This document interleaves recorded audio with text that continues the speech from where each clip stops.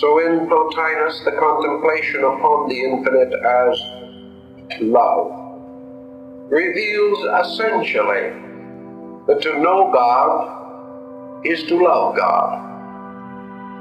And in knowing God, the first grand vision that we have of the eternal shape or substance is an incredible blaze of ineffable beauty, beyond definition, beyond description.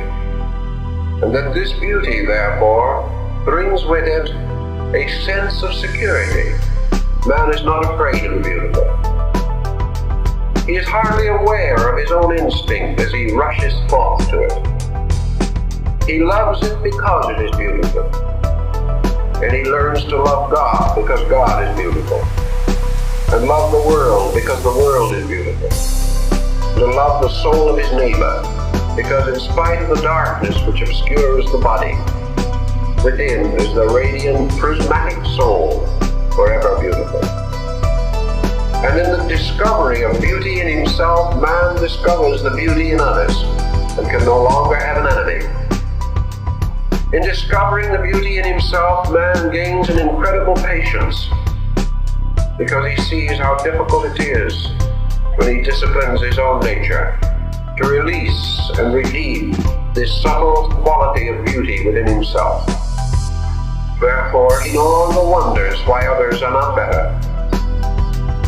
He knows that in their hearts they are growing, and that this same beauty that sustains him will flow through them and bring them to the fullness of their own purposes. So prejudice ceases, conceits cease, worldliness ceases, because where man's treasure is, there his heart is. And when his treasure is in ineffable beauty, there also his heart and his mind are united.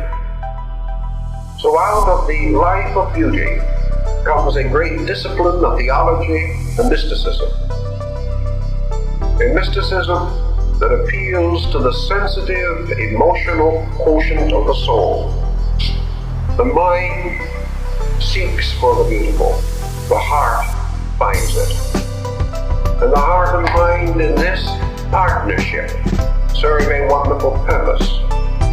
For what the mind discovers, the heart experiences. And through these minglings of their purposes, again a unity is formed from diversity. And the heart-mind power, united, gains the singleness of eye which can see the beauty of unity.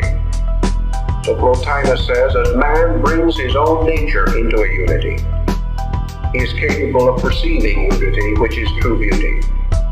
As long as there are two faculties in his own mind, there will be two factions in his world. As long as he himself thinks of 9 parts of his own character, he will find 9 men outside of himself. He will find 9 kinds of life if he lives 9 kinds of life. But when in himself he lives but one kind of life, he will then find in the world only one kind, because he has discovered it.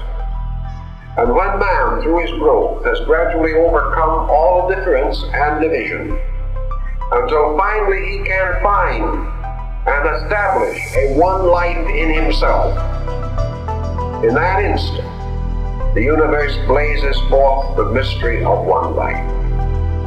And only the one who has brought his own parts into a greater unity can ever experience God, the supreme unity. Because the things that man and God have most in common is the union in themselves. Thus, any being which achieves the complete possession of its own parts and organizes them into a purposed pattern, by that unity partakes of all unity existing in time and space. This unity, again, is another name for sovereign beauty. And so the story goes. Out of it then comes worship, a most simple meditation, a purifying of life, and the simple summary of all of the Plotinus disciplines, namely, that man approaches truth achieves peace, attains eternal security by restoring the oneness in himself, and that in this restoration his most wonderful and acceptable and useful instrument is his appreciation for beauty. For wherever it is a little living thing, growing perhaps in the shadow of the dead. Wherever the green branch of beauty is to be found within man, there is life. And while that life remains, it can grow and achieve its own immortality. Man's love of beauty is the final proof, therefore, of his possible attainment of all good things. And that he has beauty in himself decrees his ultimate identity with deity, the supreme and complete power of beauty in the universe.